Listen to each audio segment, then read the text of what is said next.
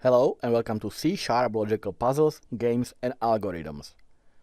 We continue to code the simulation of the epic Tortoise versus Hare race. We have our track ready and now we need some runners. As I mentioned in the previous video, everything will be coded as object-oriented. So what do we need in terms of the runner classes? Well, we have some common functionality and attributes for each player. Each runner will have a position on the track, and each runner will have a track lane assigned to it, etc. So these are all the properties that can be shared for each runner. Similarly, every runner will be able to move, and any of the runners can be a winner. So these are properties that can be shared. So we can start by creating an abstract class that will contain all properties and methods that all runners can share. And that will save us a lot of coding down the road. So let's create a class. So here is my runner class. And like I said, I'm going to make it abstract. Now, just because I made it abstract doesn't mean that everything in the class needs to be abstract.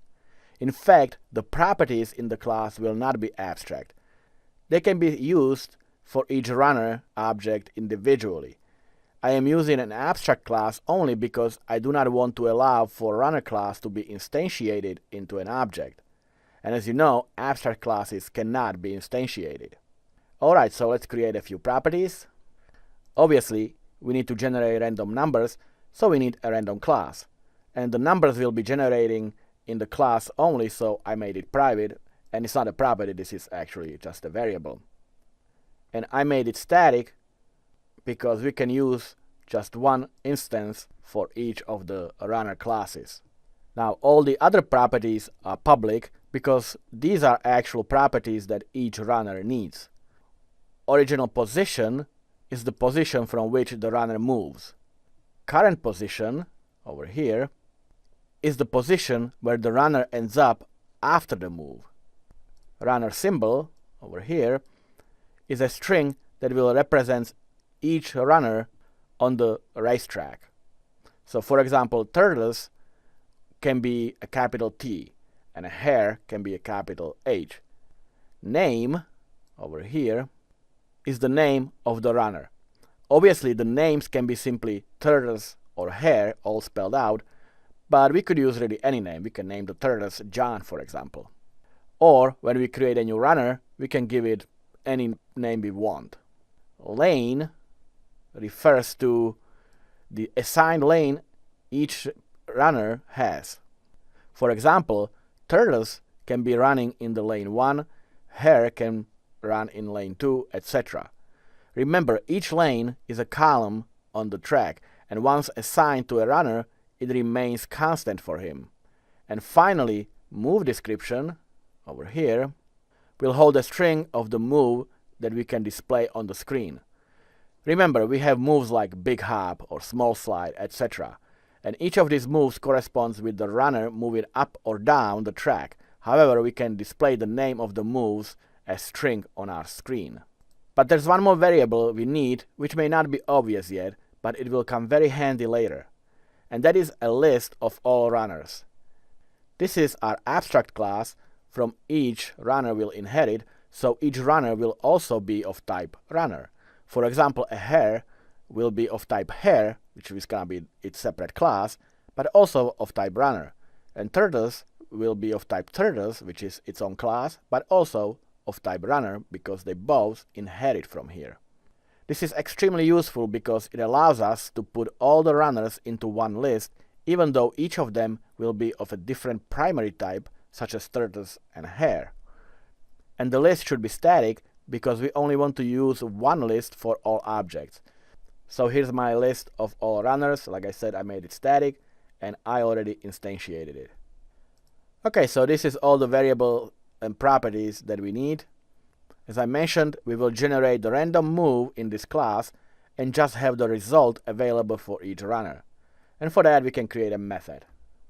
So our method getMoveType returns the actual move, which is going to be the integer. Remember, we are moving based on percentages, just like I showed you in the previous video. So again, if the number is between 1 and 50, that means that there's a 50% chance that it will happen. If it's between 1 and 20, that's 20% chance that such a number will be generated. So let's generate the number between 1 and 100 and return it from this method. A simple return statement. We generate the number between 1 and 100, including 100, and return it as an integer. So next, we can create a method that will make the actual move. In order to make the move, we need to know how many spaces the runner actually moves, so we will pass that as an argument. So here's my method, and here's the spaces that we are going to be moving, that are being passed as an argument. Now each runner has different calculations that are used to calculate the number of spaces the runner can move, but the logic of the movement is the same for each runner. First thing we need is to keep track of the runner's position before the move is made. So we can assign the current position to the original position property that we have over here. And this is done so we can later display the runner's move, meaning to show from which position the runner actually moved. But also remember, as we move the runner across the racetrack, we need to clear the runner's symbol from the racetrack and place it to the new position. So I'm going to assign the current position to the original position. Next, we simply move the number of spaces that is being passed as the argument simply by adding the number of spaces to our current position. But there's two conditions that we need to check. First, if the runner is moving back, we need to make sure that he doesn't move past the starting position, which is index 0, which is the row with the index 0 on the racetrack. If that happens, we simply make the runner's position 0. So if the current position plus the spaces that we want to move is less than 0, then our current position will be 0. We'll simply put the runner back to the starting position. And if the runner passed the last row index, then he reached a finish line. But of course, there is nothing past the finish line, so if the runner would end up past it, we can simply assign his current position to be the finish line. So we'll do an else if, and we'll check if the current position plus the spaces is greater than the track length, then our current position is the last index, which is the finish line, which is the track length. So if we have 10 indexes, then our current position would be 10.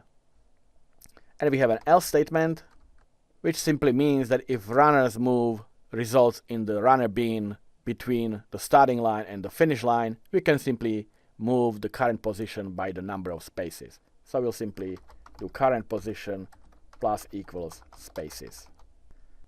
Okay, next method we need for each runner, and which is the same for every runner, is to determine a winner.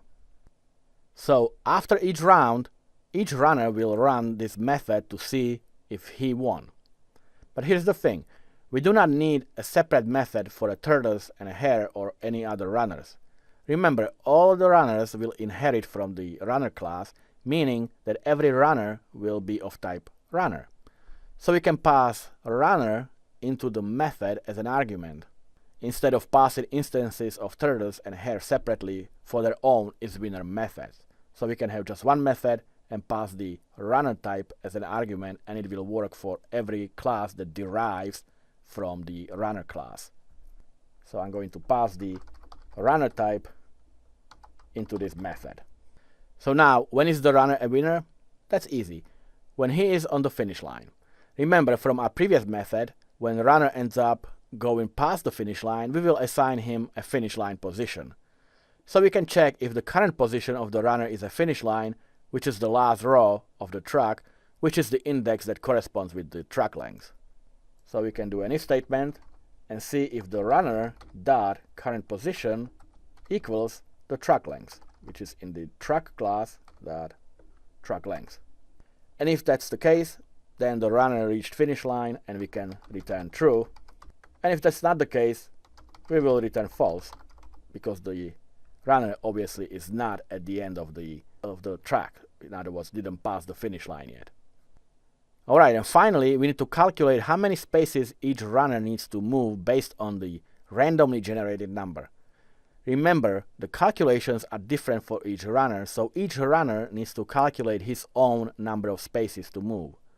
So we need to make this method abstract and override it in each individual class for each runner. So here's my calculate move. Like I said, I made it abstract, so it has to be overridden in each class. And each class will have its own logic to calculate how many spaces the runner moves. So this is our runner class. Now before we go, let's revisit the truck class for a second. Remember, in the previous video, we started to code our player position method that will display the runner symbol on the board. But we did not have the runner class ready yet. Now, we of course want to display the position for each of the runners, and so far we only have the abstract class for our runners. We don't have any concrete classes of the Tortoise or a Hare, for example. However, that is all we need. All we need is the runner class to make this method work.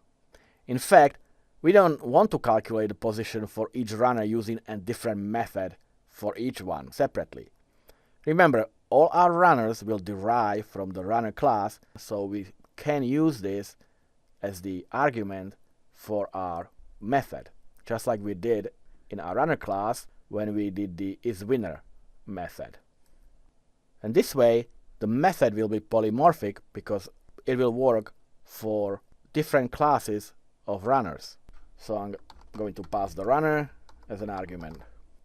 So now each runner will pass itself into the method, meaning that we can now calculate position for each of the runners using the same logic.